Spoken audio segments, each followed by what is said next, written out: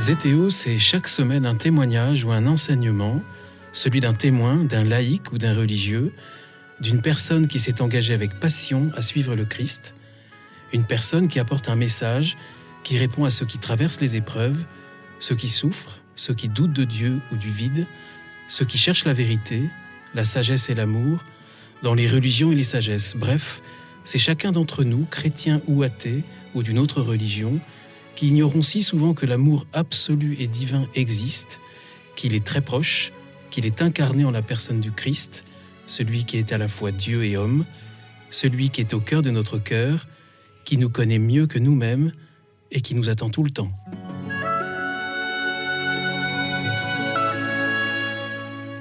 Chers auditeurs de Zétéo, bonjour, bienvenue pour un nouveau podcast Zétéo. Zétéo, c'est Xavier Goulard à la réalisation, Guillaume Debout au micro. C'est aujourd'hui une joie profonde de vous proposer un podcast avec une invitée dont le témoignage est bouleversant. Blanche Streb, bonjour. Bonjour. Blanche Streb, vous êtes l'auteur du livre Éclat de vie, paru à la Toussaint l'année dernière. La Toussaint, c'est une période de l'année qui est importante pour vous, on verra sans doute pourquoi tout à l'heure. Blanche Streb, le témoignage que vous avez écrit dans ce livre, que j'ai dans les mains, là, il est très fort. Et j'espère qu'au cours de l'écoute de ce podcast et encore plus après, les auditeurs de Zétéo seront aussi touchés que je l'ai été en le lisant et qu'ils seront, comme je l'ai été, pris d'un amour encore plus fort pour tous ceux que la vie nous donne, nos parents, nos époux, nos épouses, nos enfants, nos frères, ceux qui sont partis, ceux qui vont venir. Alors, une toute première question, Blanche, ce livre, vous l'avez écrit 10 ans après les faits dont on va parler. Pourquoi 10 ans ? Pourquoi 10 ans ? En fait, c'est un hasard ou la providence. J'ai écrit ce livre surtout parce qu'on me l'a demandé. En fait, c'est vraiment un appel qui m'a été fait par Hélène des éditions Emmanuel, qui connaissait un petit peu mon histoire. Et voilà, lorsqu'elle m'a demandé ce livre, elle m'a demandé ça d'une manière très croustillante. Donc, j'ai craqué, j'ai dit vraiment un grand oui tout de suite à cette demande, mais j'étais engagée sur un autre essai avec un autre éditeur, si bien que j'ai mis longtemps à me lancer dans l'écriture de ce livre. Et voilà, et il est paru effectivement de manière du coup providentielle 10 ans après à la Toussaint. 10 ans après à la Toussaint. Alors, on parlera tout à l'heure et je vous demanderai 10 ans après comment vous êtes, mais on va quand même, pour nos auditeurs, raconter votre histoire en quelques mots. On ne dira pas tout pour pas déflorer le livre et pour donner surtout envie aux auditeurs de Zétéo de vous lire. Mais vous témoignez d'un parcours du combattant, un parcours du combattant incroyable pour devenir mère. Vous, que vous interpellez d'ailleurs souvent dans votre livre au nom de petit soldat. Alors, vous aviez un rêve, c'était celui de fonder une famille nombreuse, c'est ça ? Oui, c'est vrai qu'avec mon mari, on se connaissait depuis longtemps quand on s'est mariés et l'un et l'autre, on s'était toujours vus parents d'une grande famille parce que on est tous les deux issus de familles nombreuses et voilà, c'était vraiment quelque chose qu'on partageait profondément. Oui. Et alors, les premières difficultés surviennent lors de la première grossesse ? Oui, en effet. Malheureusement, à l'issue de ma première grossesse, qui n'a pas été idyllique, mais qui, au regard des suivantes, était quand même plutôt pas mal finalement, j'ai subi, sans le savoir évidemment, une grave erreur médicale Oui. que j'ai mis longtemps ensuite à détecter, à comprendre. Voilà. Oui, c'est une grave erreur médicale. En fait, vous racontez dans le livre, on racontera pas tout, mais vous racontez dans le livre que on vous appelle quelques semaines après l'accouchement voilà, oui, c'est ça. Pour une intervention bénigne. Une intervention, en fait, au final, pas si bénigne que ça, mais elle a été traitée de manière bénigne, alors que ça ne l'était pas tant que ça. Et en tout cas, au fur et à mesure de l'enquête que j'ai fait par la suite, j'ai réalisé qu'effectivement, c'était un geste périlleux et en plus totalement inutile. Donc, geste périlleux, inutile, confié à une jeune interne qui l'avait quasiment jamais fait avant. Oui, malheureusement. Oui. Tout ça, on ne le savait pas sur le coup, évidemment. On l'a compris plus tard. En fait, pour que les auditeurs comprennent bien, les médecins ont cru qu'il restait un peu de placenta quelques jours, quelques semaines, effectivement, après la naissance. Or, c'était une erreur d'image. Et c'est vrai que je raconte cette partie-là quand même parce que ça me semble aussi important d'alerter les femmes parce que ça arrive à beaucoup, malheureusement.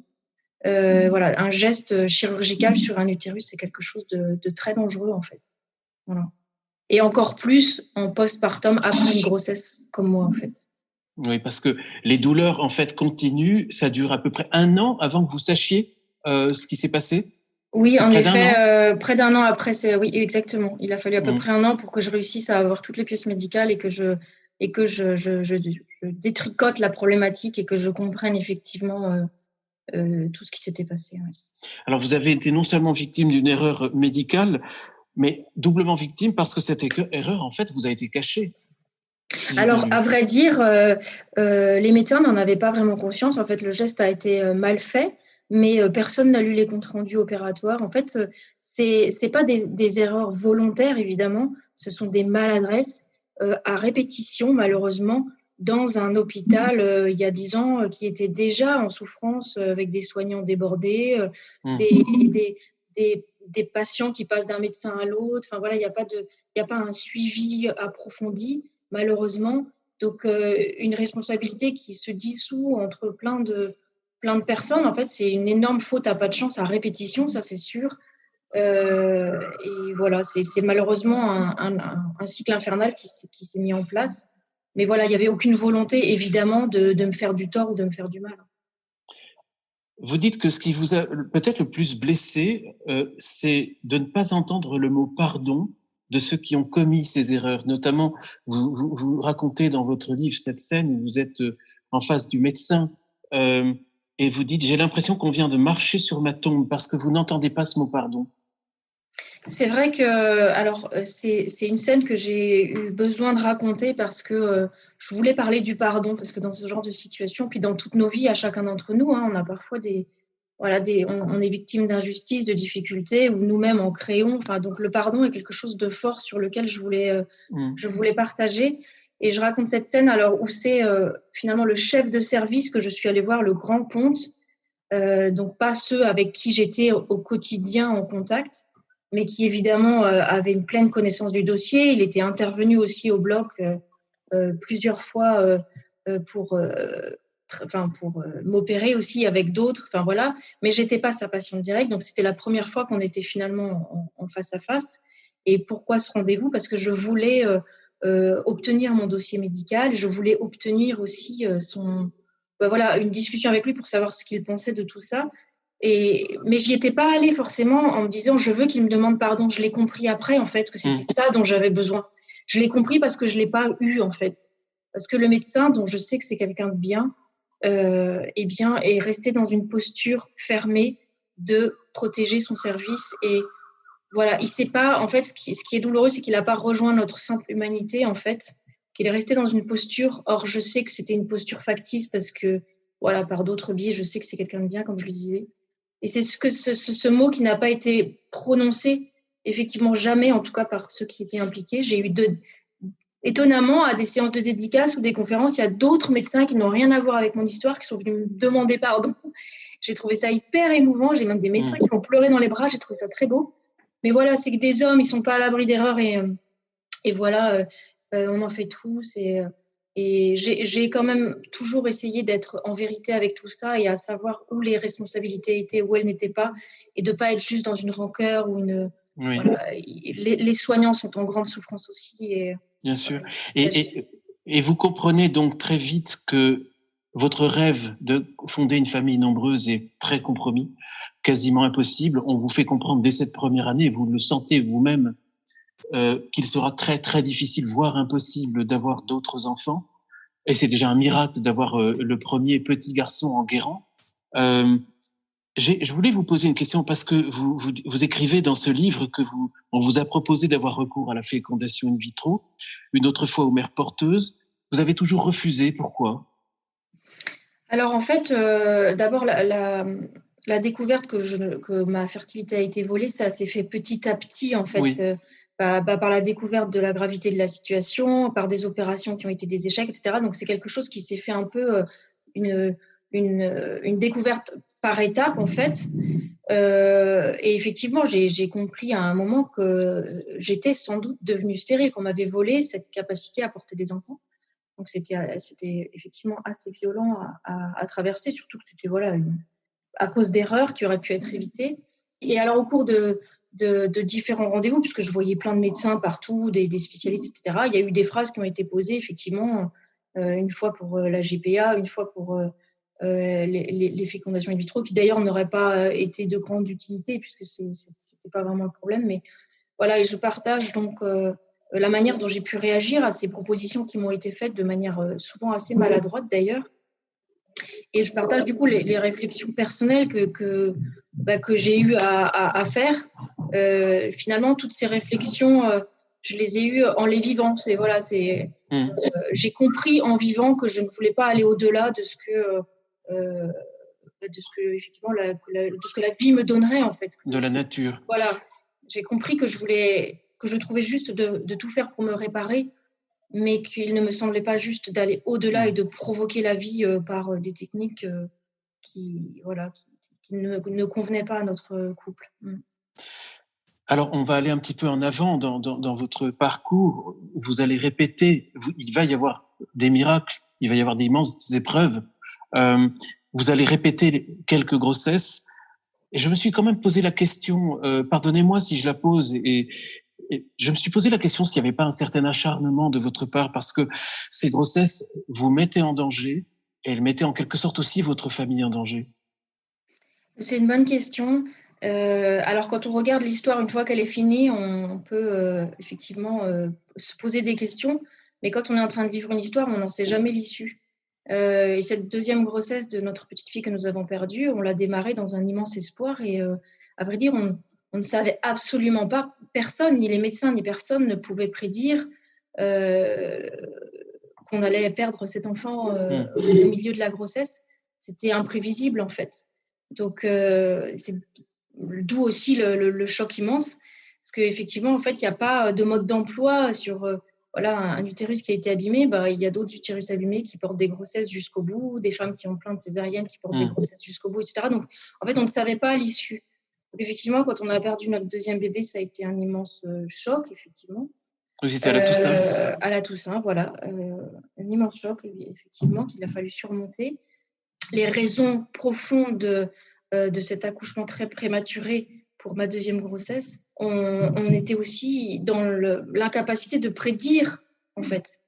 C'est risquer la vie, en fait, c'est sûr, c'est risquer la vie. Mais une fois que la situation s'est reproduite exactement de la même façon pour notre troisième grossesse, on a compris, on avait tous les éléments pour effectivement poser cette question que vous posez. Et là, on a compris que oui, en fait, si on retentait encore là, ça devenait de l'acharnement, effectivement. Mais pour les autres grossesses, non. En fait, on les a vécues tout simplement sans pouvoir prédire, en fait. Blanche, votre livre, il apporte une lumière magnifique sur la maternité, sur les enfants, sur le couple. Vous citez notamment cette phrase de votre couple et de tous les couples, « Deux pauvres âmes arrimées l'une à l'autre ». Vous parlez de l'époux, du mariage. Vous avez même écrit une lettre en page 23 que je recommande à tous. Pourquoi vous avez écrit cette lettre ? Oui, c'est effectivement dans mon texte une sorte de lettre que j'écris à celle que j'étais quelques années auparavant pour apporter un éclairage sur le cheminement que j'ai fait. C'est vrai que j'ai pensé que c'était très important de pas rendre cette histoire comme étant juste la mienne, parce que c'est évidemment une histoire de couple. Donner la vie, c'est une histoire de couple. Et donc, mon mari, qui ne s'exprime pas, qui n'a pas écrit, a une vraie présence dans le texte. D'ailleurs, qu'on sent pendant tout le livre. Voilà. Et c'est à lui que vous dédiez le livre, oui, d'ailleurs. Oui. La dédicace à Arnaud qui a demandé ma main pour ne plus jamais la lâcher. C'est très beau. Ouais. Et c'est effectivement ce qu'on ressent. Et c'est vrai que c'est un livre du tout coup qui touche énormément les hommes, parce que beaucoup, je reçois beaucoup de témoignages, c'est très très touchant. Et il y a beaucoup d'hommes qui m'écrivent, souvent en commençant par dire j'avais pas lu de livre depuis 10 ans, et ça me fait très plaisir parce qu'ils ont peut-être moins le temps de lire. Enfin, je pense que les hommes qui commenceront votre livre le liront vite, et il faut avoir le mouchoir pas loin, parce que l'émotion vient quand même assez souvent, parce qu'il y a aussi beaucoup, il y a de la joie, mais il y a beaucoup de souffrance. Tout va devenir souffrance dans votre vie pendant quelques années. Vous allez connaître un enchaînement d'épreuves assez inimaginables. Tout devient souffrance, même les autres sont de souffrance pour vous. Vous parlez des questions ou des silences des proches qui peuvent être souffrance.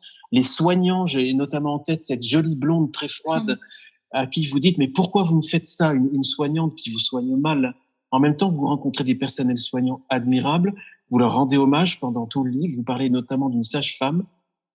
Après 10 ans, vous avez changé votre regard sur les autres, pour le coup, Blanche. Oui, j'ai effectivement, en vivant tout ça, il y a beaucoup de choses qui ont mûri. J'ai appris beaucoup et sur tout ce que j'ai appris, j'ai voulu aussi effectivement le partager. Et pour revenir sur le couple, j'ai vraiment voulu montrer que en fait tous les couples traversent des difficultés, hein, c'est une évidence. Et que en fait effectivement on peut avoir des moments où on est complètement déchiré. Et nous, c'est ce qu'on a vraiment vécu. On a vécu un moment de très grand déchirement où on n'arrivait même plus à se parler, en fait, tellement on souffrait. Oui, vous dites qu'il y a un moment, le silence s'installe entre vous. Vous parlez d'un poison qui tue à petit feu. Oui, en fait, quand on a trop mal et quand on comprend déjà pas sa propre souffrance, ça peut être difficile de se laisser rejoindre. Après, je généralise pas, hein, les couples vivent tous des choses extrêmement différentes. Chaque couple a son histoire, mais ce que j'avais vraiment à cœur de partager, c'est qu'on peut avoir l'impression d'être très loin l'un de l'autre, qu'on n'a plus rien à partager parce qu'on a trop mal. Et en fait, c'est pour ça que je compare ça avec à un moment, ça a beaucoup amusé mon éditeur, cette partie-là. Je dis en fait, quand on a une épaule déboîtée, on peut pas profiter d'un bon dîner. En fait, quand on a très mal son mariage, on peut pas vraiment voilà. Et ce qu'il faut, c'est se dire que tout pourra aller mieux un jour. Et vraiment, c'est le message que j'avais envie de faire passer au couple, c'est que oui, on peut être dans une tempête absolue, mais on peut aussi traverser. Et nous, voilà, petit à petit, on est sortis de tout ça et la vie a commencé petit à petit à nous aider, à nous retrouver, à nous rejoindre. Et puis finalement, aujourd'hui, tout va très bien, on rigole bien et voilà. Mais et vous avez traversé des épreuves très dures. Vous parlez même d'un moment où vous êtes tenté avec votre mari de lui faire mal comme j'ai mal pour qu'il comprenne, qu'il me rejoigne dans la douleur. Oui, en fait, ce que je voulais aussi vraiment partager, c'est que l'homme et la femme, on vit les choses de manière très différente. J'en suis profondément convaincue et que parfois on ne vit pas les choses pareilles. Et en fait, il y a quelque chose de l'ordre d'accepter ça, en particulier pour la femme, d'accepter que son mari ne comprend pas forcément.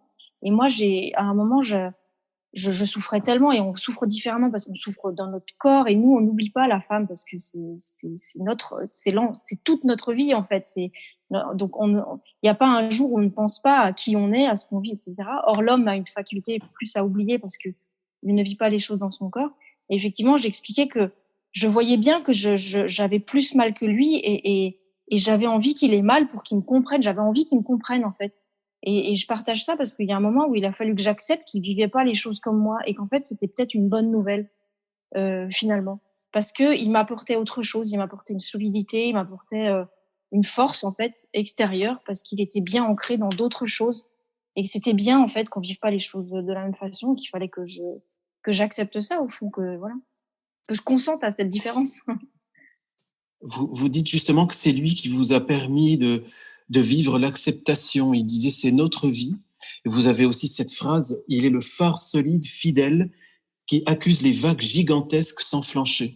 Oui, c'est ça, surtout que l'image de la mer va bien là, parce que la mer agitée, j'étais vraiment la mer agitée avec des grandes vagues dans tous les sens, des grandes vagues de souffrance, de questions, de remise en question de ma vie, que j'avais du mal à habiter ma vie à un moment, parce que je trouvais que c'était trop dur ce que j'avais à vivre. Et effectivement, en fait, il a eu cette phrase que je partage dans un court chapitre. Oui, mais c'est notre vie qui m'a horriblement énervée sur le coup. Comme parfois la vérité nous énerve. En fait, la vérité nous fait mal. On peut même pas la regarder en face. Il faut l'accueillir tout doucement, petit à petit. Et en fait, c'est quelque chose qui m'a énormément fait avancer. En fait, que cet événement-là que j'ai eu du mal à accueillir sur le coup m'a fait avancer. Il m'a fait consentir à la vie. Ça veut pas dire courber les chines et tout supporter en hochant la tête, pas du tout, c'est pas ça. Hein. Ça veut vraiment dire, voilà, ma vie, elle est comme ça maintenant, et comment je compose, comment je mets de la force, comment je mets dans la vie, dans ce que je dois vivre avec ce qu'est ma vie, en fait. Donc, c'est pas du tout un renoncement. C'est au contraire, c'est faire avec. Et ça a été vraiment le début d'une reconstruction. Alors, il y a dans votre livre, qui fait quand même près de 300 pages de mémoire, mais qui se lit très, très vite. Moi, en quelques heures seulement, et je suis pas un lecteur rapide, il y a des pages d'une douleur physique ou morale, ou les deux, que j'ai trouvé parfois presque insoutenables, à tel point que j'essayais de les lire très vite. J'essayais de feuilleter, mais j'ai dit, ça va mieux se passer un peu plus loin. Je voulais vous demander, Blanche, si vous êtes d'accord avec cette idée qu'en fait, dans la vie, on ne reçoit pas d'épreuves auxquelles on ne soit pas mesuré.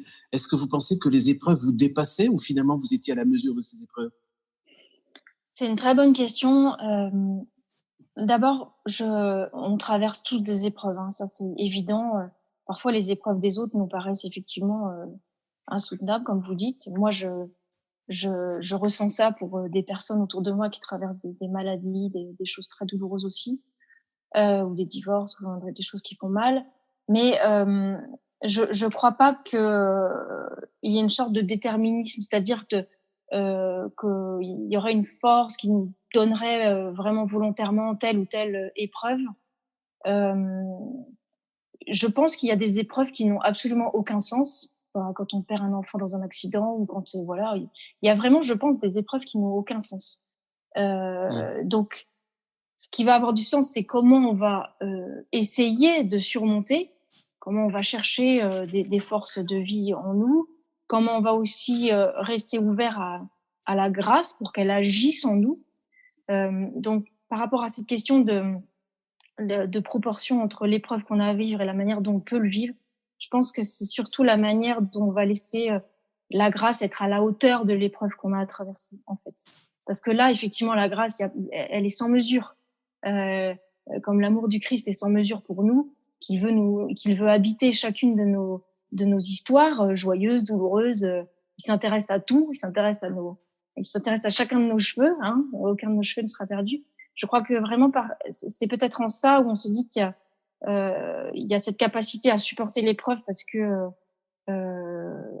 la grâce agissant en nous peut être immense en fait. Et le soutien fraternel peut aussi être extrêmement fort et nous aider. Et cette épreuve, c'est peut-être même une porte qui s'ouvre. Je vous cite, et si cette part en nous qui se sent si isolée dans l'adversité était celle qui laisse une place à Dieu, se pourrait-il que l'épreuve ranime notre vie intérieure? En fait, il fallait peut-être l'épreuve pour que la grâce se manifeste autant dans votre vie? Oui, je pense. Et d'ailleurs, je pense que c'est pas du tout une histoire isolée. C'est vraiment nos histoires humaines sont souvent, effectivement, lorsqu'elles sont chamboulées par une difficulté, c'est là qu'on ouvre les yeux, qu'on cherche ce qui compte vraiment dans notre vie, qu'on est en quête de sens, qu'on s'ouvre justement à la grâce dont je parlais, je pense. Il y a beaucoup, effectivement, de conversions ou de changements de vie qui ont lieu à la suite d'une difficulté, en fait. Il y a des personnes qui traversent, par exemple, parfois des graves maladies, qui disent qu'ils goûtent Alors, il s'agit pas évidemment de glorifier toutes les difficultés, les maladies, etc. C'est pas ça. Mais c'est qu'il y a dans toute épreuve une part de cadeau quelque part qui peut nous être apporté aussi pour mieux rechoisir sa vie, mieux chercher du sens et je crois effectivement en profondeur que dans le brouhaha du tout va bien, on cherche pas par exemple l'espérance. On n'est pas tout va bien donc on ronronne quoi.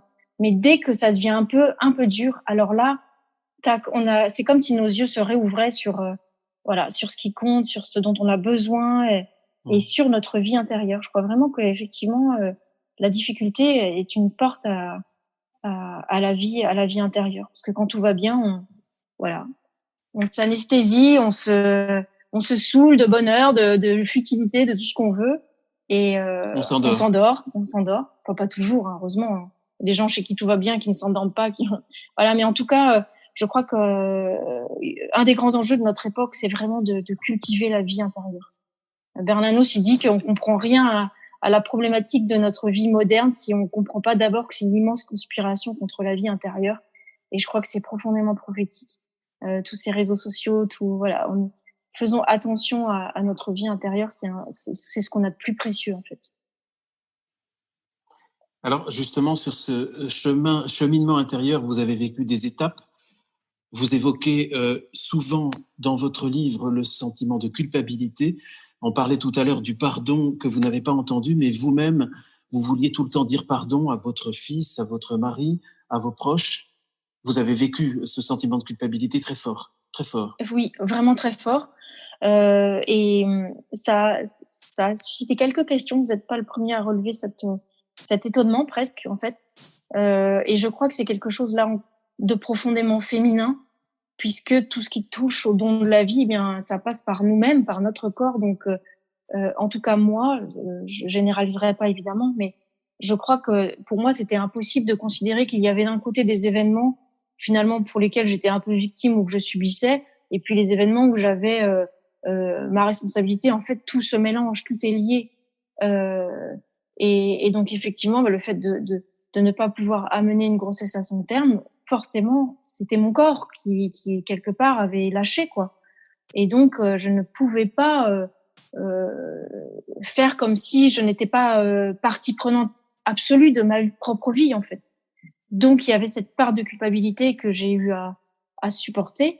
Je sais pas si je l'ai totalement géré, j'en sais rien, c'est très complexe tout ça hein, dans nos esprits, je pense. Mais d'autant plus après quand effectivement mon troisième enfant est né, effectivement il y avait j'avais tellement besoin enfin il a fallu que je tienne pendant des semaines et des semaines dans une situation assez surhumaine. Et effectivement quand ça s'est tout arrêté, quelle est ma part de responsabilité? Est-ce que j'aurais pu encore plus? Je sais pas. En fait, on n'est pas maître de tout, mais il est impossible de ne pas se poser de questions en tout cas. Et pour moi, la culpabilité, elle faisait partie du reste. Elle faisait partie de la niaque, elle faisait partie de l'énergie. Enfin, on est des êtres tellement complexes et nos sentiments sont tous entremêlés les uns avec les autres et voilà. Alors justement, vous parlez aussi de l'importance d'une psy qui va vous permettre de vous libérer. Elle vous dit que vous avez le droit d'être malheureuse et que ça a été très important pour vous. Oui, effectivement, je partage ce petit événement. Je crois que en tout cas moi, souvent je me disais, mais au regard de ce qu'est l'histoire de l'humanité tellement dramatique, comment tu peux te plaindre, pourquoi tu souffres? Ce que tu vis est finalement pas grand-chose au regard de la souffrance du monde, en fait. Et donc, à un moment, il a fallu que je me dise, oui, évidemment, il y a des tas de souffrances bien plus graves que la tienne. Mais toi, t'as la tienne, en fait. T'as juste la tienne, finalement. Ça veut pas dire que... Et j'ai compris qu'il fallait pas faire comme si notre propre souffrance ne comptait pas. Ni qu'elle prenait trop de place. En fait, c'est vraiment un ajustement avec la place de l'épreuve dans la vie que j'ai voulu partager avec ces réflexions. Ce que moi j'ai compris, j'ai voulu le partager. Je crois qu'il y a vraiment une place à donner dans nos épreuves, une place qui bouge. Quand on est dans le plus gros d'un deuil ou de la douleur, évidemment, ça prend toute la place.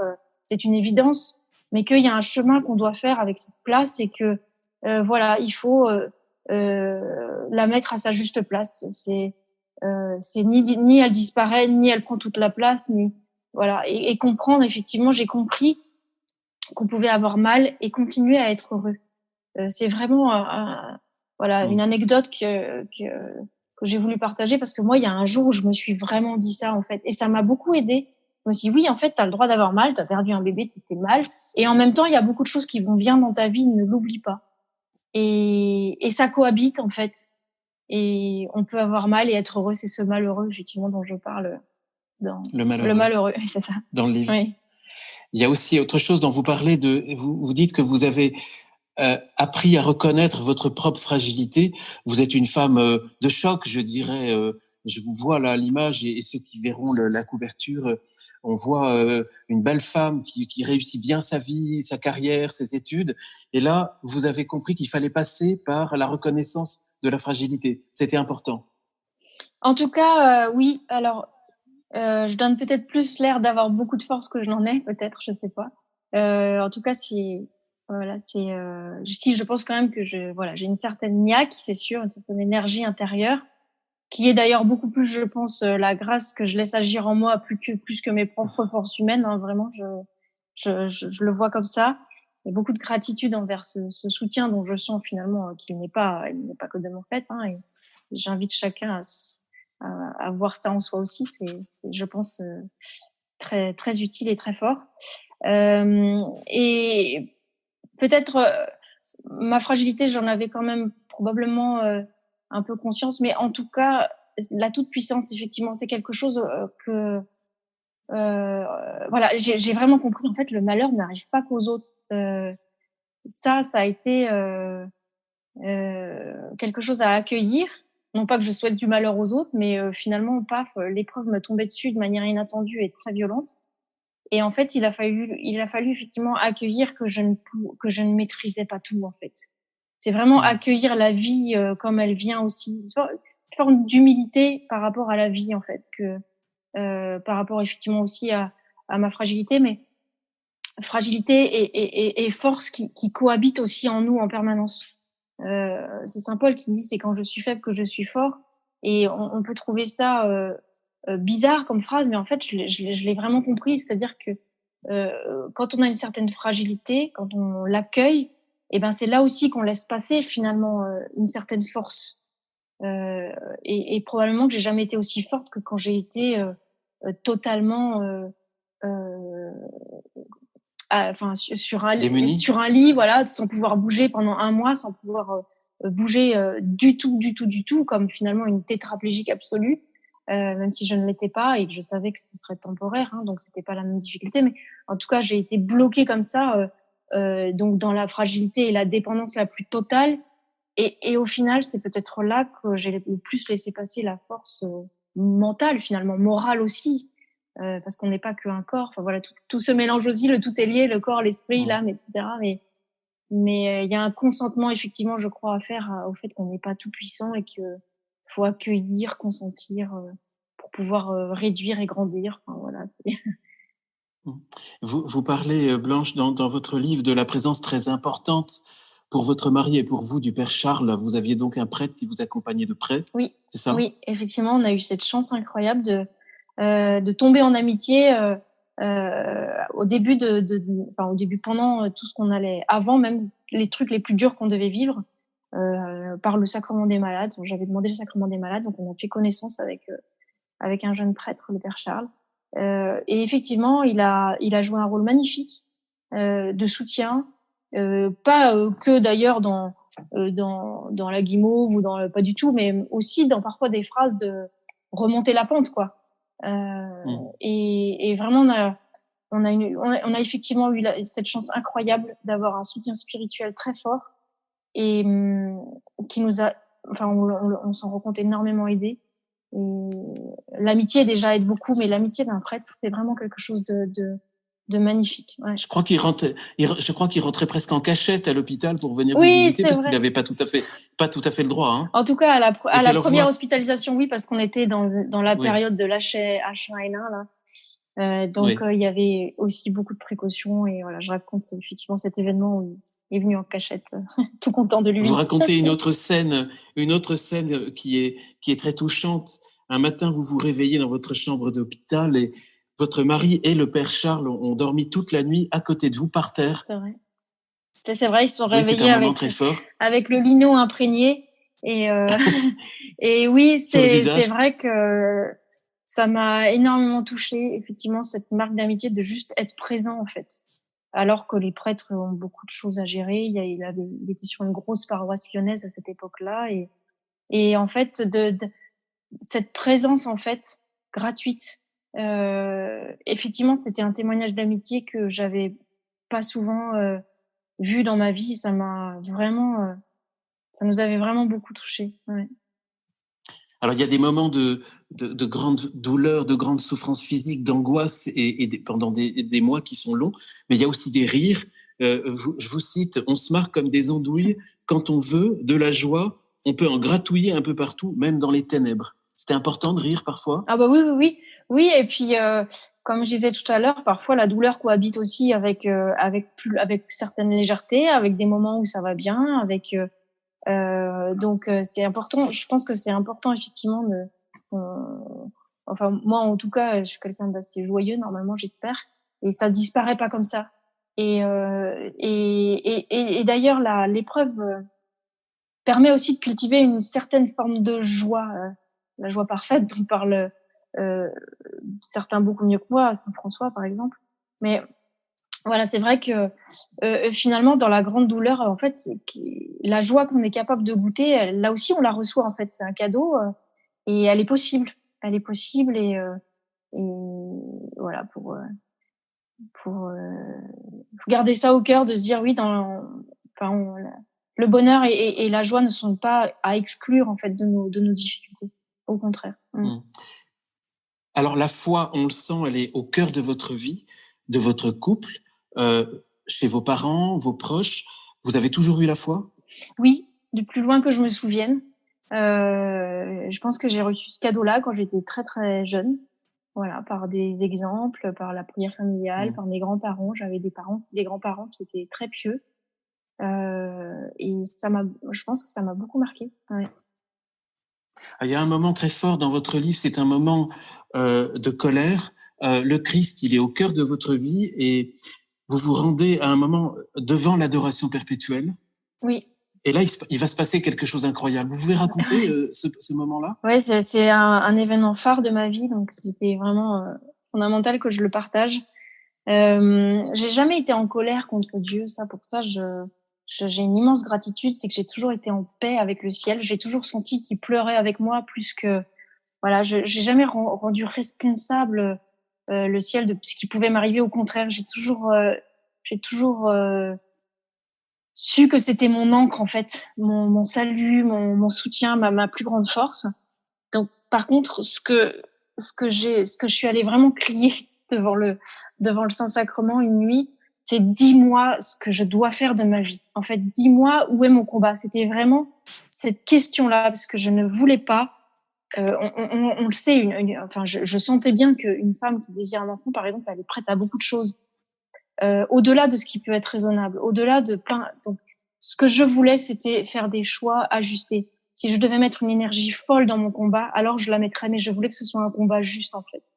Et trouver le combat juste, je sentais bien que c'était pas forcément moi qui pouvais le trouver toute seule. J'avais besoin d'une lumière, j'avais besoin d'un éclairage. Et vraiment, je suis allée lui dire: dis-moi ce que je dois faire, où est mon combat? Et si mon combat, c'est d'accepter que je n'aurai plus jamais d'enfant, faire ce deuil, je ferai ce combat-là avec toi, mais je le ferai aussi. Mais dis-moi juste, en fait. Et pour ne pas me tromper, pour ne pas perdre mon temps, pour ne pas faire perdre le temps à d'autres et pour pas devenir une aigrie aussi, une aigrie de la vie qui se bat, voilà, dans un sens qui n'est pas le bon. Accepter, c'est aussi une forme de combat, finalement, donc je le savais. Et finalement, la réponse, elle a été extraordinaire parce que Vous l'avez reçue tout de suite? Je l'ai reçue tout de suite. La réponse, enfin, c'est là aussi où j'ai mesuré à quel point la parole est vivante. Alors, qu'est-ce qui s'est passé? J'ai ouvert la Bible. D'ailleurs, j'avais honte de mettre le Seigneur à l'épreuve. J'avais un peu honte et en même temps, je sais que c'est une parole vivante. Donc, c'est lui qui nous l'a dit. Donc, voilà, j'étais quand même un peu partagée dans cette émotion-là. Et comment aurait-il pu me parler autrement que par sa parole vivante? Et il l'a fait. J'ai ouvert la Bible au hasard et il m'a dit: tu auras un autre enfant. Je suis tombée sur un passage de la femme stérile, Élisabeth, et ce passage où il est dit que rien n'est impossible à Dieu, tu auras un autre enfant et tu l'appelleras Jean, car rien n'est impossible à Dieu. Et donc j'ai su qu'il m'avait répondu, il m'a dit: j'aurai un autre enfant. Donc il me disait: continue d'y croire. C'est moi qui te le donnerai, cet enfant. Et c'est ce qui s'est passé, effectivement. Et je suis repartie de cet événement-là avec une foi comme j'ai jamais eu et avec il m'a fait une promesse: tu auras un autre enfant. Et voilà, on est des années plus tard et cette promesse, elle a été tenue. Elle a été tenue. Alors Blanche, on va pas raconter, le temps nous manque. Surtout, il faut vraiment que les auditeurs de ZTO découvrent votre histoire en la lisant. Vous allez vous faire opérer à Los Angeles, l'opération va réussir, vous irez à Lourdes, il y a des prouesses médicales et des miracles, vous allez retomber enceinte, mais vous avez perdu en chemin votre petite Marie, c'était il y a plus de 10 ans. Marie, elle vous attend au ciel, c'est ce que vous écrivez dans votre livre. Comment elle est présente aujourd'hui auprès de vous? C'est difficile de savoir exactement comment elle est présente. D'abord, je pense qu'on l'a toujours laissée exister à la manière dont elle existait, c'est-à-dire un enfant qui a grandi en moi, qu'on a attendu avec un avenir qu'on s'est projeté avec elle, et puis tout qui s'arrête. Donc un deuil finalement à traverser. Donc elle a existé, c'est-à-dire qu'on en parle tranquillement. Elle fait partie de notre histoire, elle fait partie de notre famille. On n'y pense pas tous les jours, on n'en pleure pas tous les jours. Il y a beaucoup de choses qui ont été... le temps apaise vraiment cette douleur, je pense. Enfin, vraiment, le temps est un baume sur ces difficultés-là. Et effectivement, elle est. Moi, j'ai pris conscience et que on vit chacun une vie qui est déjà éternelle. C'est vraiment cet enfant qui m'a fait comprendre ça. Oui, je vous cite, vous écrivez « Ta mort a fait entrer l'éternel dans notre vie ». Et oui, alors parce que en fait, en tant que chrétien, on croit au salut, on croit à la vie éternelle, c'est le cœur de notre foi. Et quand on perd un enfant, on est évidemment dans une espérance que notre enfant est au ciel. C'est sûr qu'un petit bébé a pas pu faire beaucoup de péchés, hein, donc notre espérance, c'est évidemment que notre enfant nous attend au ciel. Et quand j'en parle, d'ailleurs, j'ai toujours une joie qui grandit en moi, donc j'en ai une certitude, affirmée, on va dire. Et du coup, ça aide à comprendre que notre propre vie est éternelle, en fait, qu'on vit une vie qui est déjà éternelle. Et ça, je trouve que c'est une bonne nouvelle. Et en tout cas, moi, ça m'aide beaucoup dans mon quotidien à essayer à vivre du fait qu'on construit le royaume de Dieu ici-bas dès maintenant, puisque voilà, la vie éternelle a déjà commencé finalement. Et je trouve que c'est une bonne nouvelle parce que d'abord, ça nous fait voir notre vie comme étant très importante, puisqu'on est déjà une vie éternelle, on est attendu, voilà, on est attendu au ciel. Et ça, je trouve que ça aide vraiment à être dans l'espérance, dans l'envie d'être meilleur, dans l'envie de faire les bons choix. Voilà. Vous écrivez dans votre livre, à peu près dans ces passages-là, qu'il faut protéger la tendresse. Qu'est-ce que vous vouliez dire par là ? J'ai partagé ça effectivement au moment où notre couple vivait de grandes souffrances, des grandes difficultés, et que au fond, l'important c'est de pas complètement se lâcher. Et que la tendresse, je l'ai aussi surtout après des découvertes au travers de mes enfants et en particulier au travers de notre grand prématuré. Et ben la tendresse, c'est vraiment une communication extraordinaire qui nous est donnée. J'ai vu une fois une étude sur les câlins, à quel point se faire un câlin, ça peut redonner plein de choses, biologiquement parlant, hein. Les hormones du bonheur qui remontent, la force qui remonte. Enfin, c'est une bonne accolade, un bon câlin, ça redonne du courage, quoi. Et vraiment, la tendresse, c'est quelque chose de beau. C'est une forme de communication dont on a beaucoup manqué pendant cette période de Covid, etc. Je pense qu'on a redécouvert le fait que de prendre ses parents dans ses bras, par exemple, c'est quelque chose de fort. Aujourd'hui, Enguerrand et Charles, ils ont quel âge ? 13 et 9. 13, ils sont en pleine forme ? Ah oui. Oh là oui. Oui, on a dû les faire cesser.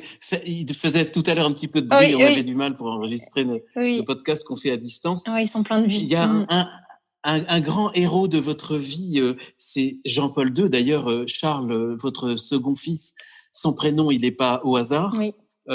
Jean-Paul II, vous dites, c'est le pape de la famille et de la vie. Il est important pour vous, Jean-Paul II ? Extrêmement important. Moi, je suis vraiment la génération Jean-Paul II. Hein. J'ai connu les JMJ grâce à lui. Et effectivement, c'est vraiment le pape de la vie, le pape de la famille. Il a des écrits magnifiques. Et puis, il était le pape. Il était un modèle de prière aussi extrêmement fort. Et c'est vrai que je partage aussi un petit événement qu'on a vécu à Rome pour aller sur sa tombe, et ensuite le pape Benoît XVI a embrassé notre enfant. Enfin voilà, il y a eu des événements assez concrets où j'ai senti sa présence dans notre vie, et en particulier aussi avec ce fameux 21h37 que je partage dans mon livre. J'avais clairement senti que oui, Jean-Paul II, en fait, quand on le prie, il est près de nous, en fait. Il se laisse vraiment toucher par notre prière. 21h37, c'est l'heure de la mort de Jean-Paul II, et pas seulement. Et pas seulement, et aussi l'heure de la mort de mon enfant, et oui. plutôt de la naissance de mon enfant mort-né. Et c'était un signe, parce que j'étais en prière avec Jean-Paul II cette journée-là, qui était une journée difficile à vivre, et j'ai essayé de la vivre avec lui. Et effectivement, ce clin d'œil, en fait, ça peut sembler tout bête, mais une heure, voilà, c'est quand même, quel autre moyen pouvait-il me donner finalement que de me faire comprendre que oui, il était vraiment là. Mais d'ailleurs, je me suis je me suis tout de suite dit, en fait, Jean-Paul II, il te fait un clin d'œil, mais il veut surtout te faire comprendre que c'est le Christ qui est là. Il s'effaçait, en fait, derrière lui. Derrière lui, il y avait plus grand. Il y avait le Christ, effectivement. Et en tout cas, c'est des beaux cadeaux qu'on a. Je pense que quand on laisse la grâce agir en nous, quand on se met vraiment dans une posture de prière, d'accueil, on a les lunettes de Dieu qui nous viennent et on voit, en fait, à quel point Dieu agit dans notre vie à chacun au quotidien pour des petites choses, pour des grandes choses comme celle-là, mais aussi pour des petites choses. Et quand on a les yeux éveillés, quand on accepte de laisser tomber les écailles, il nous est donné de voir des signes extraordinaires de cette communion des saints, de cette vie déjà éternelle qui vit en nous. Et voilà. Et moi, j'ai eu ces cadeaux-là que j'ai voulu partager, mais en fait, c'est chacun d'entre nous qui avons ces cadeaux-là. Il faut accepter de les voir. Et beaucoup les voient.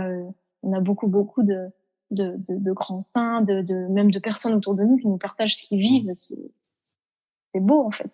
Vous savez partager, vous savez très très bien communiquer. Le livre, il est vraiment très très bien écrit. Je pense que les auditeurs qui vous écoutent l'entendent aussi. Ça a changé beaucoup pour vous, le fait d'écrire ce témoignage dans votre vie? En fait, ce qui change, c'est de le réaliser. En fait, je suis vraiment dans la gratitude de réaliser, en fait, que quand on vit nos difficultés avec le Seigneur, eh bien, il fait vraiment du beau avec du moche. Moi, j'ai vécu des trucs tristes, difficiles, mais je suis restée en communion avec lui. Il en fait quelque chose. Il en fait une fécondité. Il en fait une manière de voir les choses. Il en fait une manière de parler des sujets. Par sa grâce, en fait, il m'offre de faire quelque chose de tout ça. Et au quotidien, je reçois des témoignages de lecteurs qui se disent tous, et vous aviez commencé aussi comme ça, consolés, mis dans la gratitude, parce qu'au fond, c'est un hymne à la vie, je crois. C'est les lecteurs souvent qui le décrivent comme ça. Eh bien, ça, au fond, je l'ai laissé agir avec ma vie pour en faire quelque chose pour les autres. Et en fait, cette consolation, cette joie que je partage, finalement, cet amour de la vie que j'ai réussi à transmettre, voilà, je suis juste un transmetteur. Moi, c'est quelque chose qui me met dans la joie parce que voilà, je lui dis tous les jours, je suis ton humble servante. Et pour le coup, là, il m'est donné de voir le fruit de ce service par le retour de mes lecteurs. Et ça, c'est une chance incroyable. Et vraiment, donc ça, oui, ça change quelque chose dans ma vie. C'est, me dit, en fait, nos vies, même quand elles sont dures par moments, elles sont pas inutiles. En tout cas, il y a du beau à en tirer dans chacune de nos vies, quoi. La vie des autres, elle n'était pas inutile pour vous aussi pendant ces périodes-là. Vous évoquez dans le livre ces chaînes de prière, des dizaines, des centaines de personnes qui priaient pour vous dans toute la France, des communautés religieuses. Sans cette prière invisible, vous pensez que les choses se seraient déroulées autrement? Je pense que si j'ai mon fils de 9 ans aujourd'hui à mes côtés et qu'à chaque fois que je le vois, je rends grâce pour sa présence, pour sa vie, il ne serait pas là. En fait, c'est clairement la prière, en fait, qui m'a aidé à tenir cette période dont je parle, cette période hospitalisée, qui était surhumain. C'était surhumain ce que j'ai eu à vivre. Je l'ai vécu parce que certains priaient. C'est une évidence pour moi, parce que je ne pouvais pas supporter ça, en fait. Et lui, ensuite, il a aussi bien traversé cette immense prématurité sans aucune séquelle. Eh bien, oui, pour moi, c'est la prière. Il a été sauvé par la prière. C'est un miracle. Ça, c'est la troisième grossesse. C'est la troisième ouais. grossesse, puisque la deuxième, Marie était morte à la naissance. Oui. Et donc, à la troisième naissance, qu'on suit c'est haletant, en quelque sorte, de lire ce passage à la fin de votre livre pour la naissance de Charles. Charles naîtra, mais très, très prématuré, et pendant très longtemps encore, vous aurez très peur pour sa vie. Oui. Et aujourd'hui, c'est un petit garçon de 9 ans, tant mieux. Oui. Vous parlez de l'efficacité d'une neuvaine, Blanche, dans votre livre. Là, chez vous, vous avez fait une neuvaine qui a été extrêmement efficace. Pourquoi il y a des neuvaines qui marchent et d'autres pas? Je sais pas. Ça, on le comprendra au ciel. On le comprendra vraiment au ciel. Pourquoi moi j'ai été. Vous, c'était au pied de la lettre. Ah, mais non, mais je reconnais que j'ai des signaux qui me montrent que je suis une enfant chérie du bon Dieu. J'en ai pleinement conscience.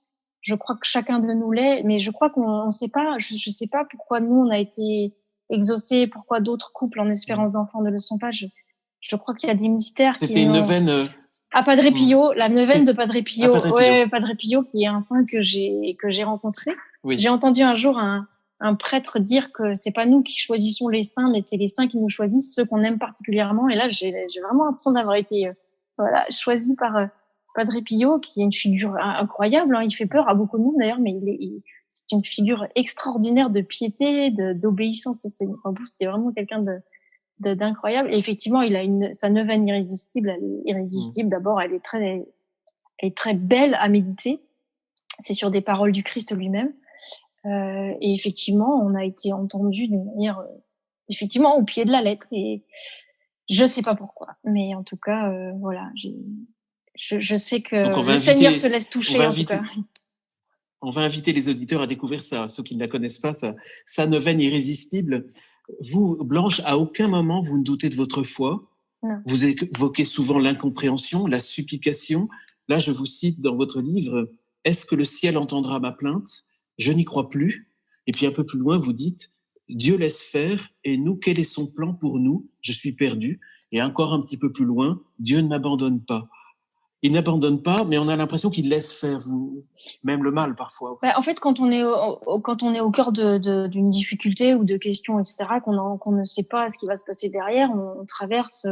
Il y a des hauts, des bas, les montagnes russes, tout. C'est ce que j'ai voulu partager. Au fond, c'est cette complexité, cette ambivalence parfois dans les sentiments. Et aussi bien j'étais arrimée au ciel, aussi bien je ne savais pas. Ça nous empêche pas d'avoir des deuils, etc. Ma seule certitude est que je suis attendue au ciel. Finalement, c'est ma seule certitude et qu'il agit dans nos vies par sa grâce, mais d'une manière je pense que parfois, à vue humaine, on n'est pas capable de comprendre. Je pense vraiment qu'on comprendra au ciel notre vie d'un seul coup. Pourquoi tout ça ? Voilà. C'est à vue humaine, il y a des choses qu'on comprend pas. Enfin, je trouve qu'il y a une certaine simplicité, humilité à avoir. Donc moi, je suis passée par des moments de doute. Quel est le plan ? Qu'est-ce qui se passera ? Enfin voilà, je pouvais pas. Voilà, la foi, ça donne. C'est pas une boule de cristal, quoi. Ça nous fait pas voir. Aujourd'hui, 10 ans après, est-ce que vous pensez que vous avez compris ou pas ce qui s'était passé ? J'ai compris les faits qui sont humains, je pense. Oui, les erreurs, les mauvaises décisions. Voilà. Après, le tout compris de tout, non, je pense pas. Voilà. Ce livre m'a aussi aidé à comprendre des choses, parce qu'il a fallu que je réfléchisse sur ce qu'il était important ou pas de partager, parce que sinon on peut faire des livres énormes sans aucun intérêt. Donc il a fallu avoir des morceaux choisis. Il y a beaucoup de choses, d'autres miracles extraordinaires que j'aurais aimé partager, mais il a fallu choisir pour pas en faire non plus, voilà, trop. Donc non, mais je crois qu'on n'a pas fini de comprendre sa vie. Probablement que sur son lit de mort, on continue à se poser plein de questions. Et c'est peut-être une bonne nouvelle aussi, quoi. Laissons la grâce agir et puis faisons ce qu'on peut. C'est pas un petit peu violent et contre nature, parce qu'on est l'homo sapiens, c'est l'homme. On veut comprendre. C'est pas facile d'accepter sans comprendre. Oui, non, mais bien sûr. Mais moi, cette question que vous me posez, elle me fait penser à la Vierge Marie, quoi. Et elle a pas tout compris, mais elle méditait dans son cœur, en fait. Elle méditait pourquoi il a disparu à un moment, pourquoi il dit ça, pourquoi il dit je dois être aux affaires de mon père, et après pourquoi il est crucifié, qu'avait-il fait de mal, enfin. Mais elle s'est abandonnée, en fait. Elle s'est dit, et pourtant c'était la Sainte Vierge. Dieu sait que voilà, elle avait des capacités qu'on n'a pas, mais quelque part elle s'est abandonnée. Elle est restée dans la vraie confiance, en fait, dans la vraie confiance et dans la vraie espérance. Et ce qu'elle comprenait pas, parce qu'elle était une femme, voilà, eh bien elle le gardait dans son cœur, elle le méditait. Moi je pense que c'est ce que j'ai beaucoup fait aussi. C'est là, je comprends pas, en fait, je comprends pas, mais je veux garder confiance en toi. Je comprendrai peut-être plus tard, je comprendrai peut-être jamais, je comprendrai peut-être qu'au ciel. Mais tant pis, en fait, voilà. Franchement, moi, il y a des milliards de choses dont je ne comprends pas. Je comprends pas tellement pourquoi la Terre tourne autour du Soleil, pourquoi. Je comprends même pas pourquoi mes tomates poussent, en fait, dans mon jardin. J'ai un potager. Je comprends la vie, je comprends comment ça marche, mais je comprends pas pourquoi, en fait, d'où jaillit la vie. L'embryon, pourquoi il part d'une cellule et qu'il devient un être unique, extraordinaire, avec des milliards de cellules. Tout ça, ça m'émerveille. En fait, on est capable de s'émerveiller de ce qu'on comprend pas, et moi, il y a beaucoup plus de choses que je comprends pas que de choses que je comprends. Mais c'est pas grave. Mais c'est beau ce que vous disiez sur la Vierge Marie, puisque ce podcast on l'enregistre un petit peu plus tôt, mais on va le diffuser au moment de la fête de l'Assomption. Ah. Donc c'est beau ce que vous venez de dire sur Marie. C'est vrai que j'ai beaucoup médité sur Marie pendant pas mal d'événements de ma vie, parce que il y a ce glaive qui transperce le cœur de toute personne qui vit le deuil de son enfant. Il y a beaucoup de personnes qui traversent cette souffrance et c'est vraiment un glaive. Il y a beaucoup de choses. Je ne m'assimile absolument pas à la Vierge, mais en tout cas, elle est un beau modèle pour la maternité. Elle est vraiment une source de consolation, d'inspiration, de douceur, d'humilité. Qu'il est beau de il est beau de vivre avec la Vierge à nos côtés. Alors Blanche Streb, vous dirigiez à l'époque un service de recherche et de développement de cosmétiques bio. Vous êtes docteur en pharmacie. Aujourd'hui, vous dirigez la formation et la recherche d'Alliance Vita. La mission d'Alliance Vita, c'est quoi ? Alors, Alliance Vita, c'est une association qui a plusieurs pôles autour du respect de la vie et de la dignité humaine. Un pôle de formation et d'action autour de la bioéthique. C'est l'ADN de notre association, c'est les questions de bioéthique. Donc on essaye de faire le lien entre le politique et citoyen pour faire comprendre aux politiques les enjeux que nous on voit dans nos services d'écoute, et puis faire comprendre aux citoyens les immenses enjeux des lois bioéthiques qui nous concernent.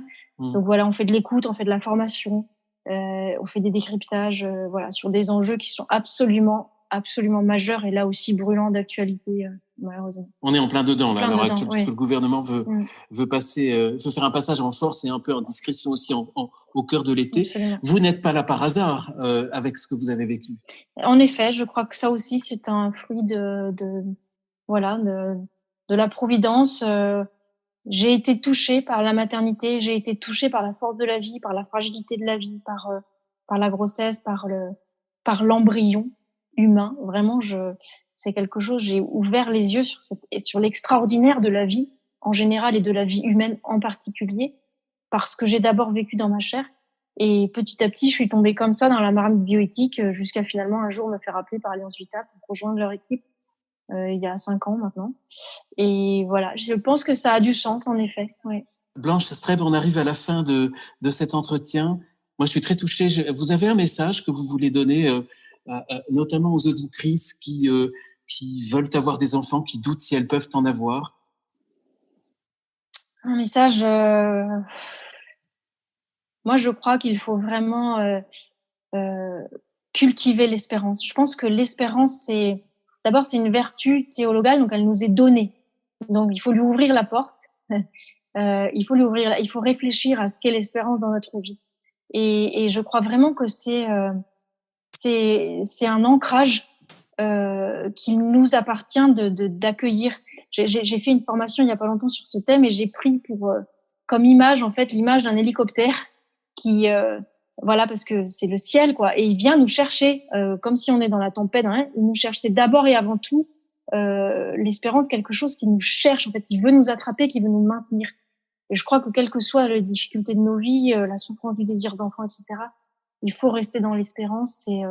C'est une décision aussi intérieure à poser parfois, qui ne nous déçoit pas. L'espérance ne déçoit pas. Et on ne doit pas la décevoir, donc on doit la cultiver. Et ça peut sembler angélique, mais je pense que c'est vraiment une sorte c'est une vertu qui est vraiment un médicament pour notre époque. Et moi, je suis pharmacien, j'ai envie de partager des médicaments, donc celui-là, c'en est un. On a reçu des beaux médicaments là pendant ce podcast. Je suis très heureux d'avoir eu ce temps avec vous, Blanche. Je voudrais vous remercier vraiment de tout cœur. Et je recommande vraiment la lecture d'Éclat de vie, le livre qui est sorti aux éditions d'Emmanuel. Vous aviez également écrit un livre Bébé sur mesure, le monde des meilleurs, en 2017 aux éditions Artege, qui avait reçu le prix Éthique et Société. Donc, on donnera les informations sur le lien du podcast pour que les auditeurs puissent devenir aussi vos lecteurs. Merci infiniment. Je retiens aussi à remercier les auditeurs de ZTO. Merci à ceux qui ont répondu à l'appel aux dons qu'on avait donné il y a quelques jours.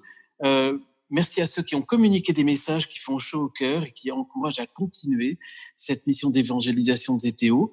L'effort, il n'est pas fini. Donc, j'ai aussi un message à tous les autres auditeurs, à ceux qui peuvent. ZTO a besoin de vous pour continuer cette mission et pour continuer d'être diffusé gratuitement. Pour contribuer à cet effort, vous trouverez là aussi les liens très facilement qui accompagnent ce podcast. Je voudrais également vous donner un message pour ceux qui écoutaient sur iPhone ou sur iPad. Laissez un avis, donnez un maximum d'étoiles. Ça permet à ZTO d'être mieux positionné, donc mieux connu. Merci à Xavier d'être derrière, d'être discret, mais d'être aussi efficace derrière les manettes pour la qualité du son. Merci pour votre fidélité. On se retrouve dans quelques jours pour un nouveau témoignage et merci encore Blanche pour ce si beau témoignage. Merci à vous.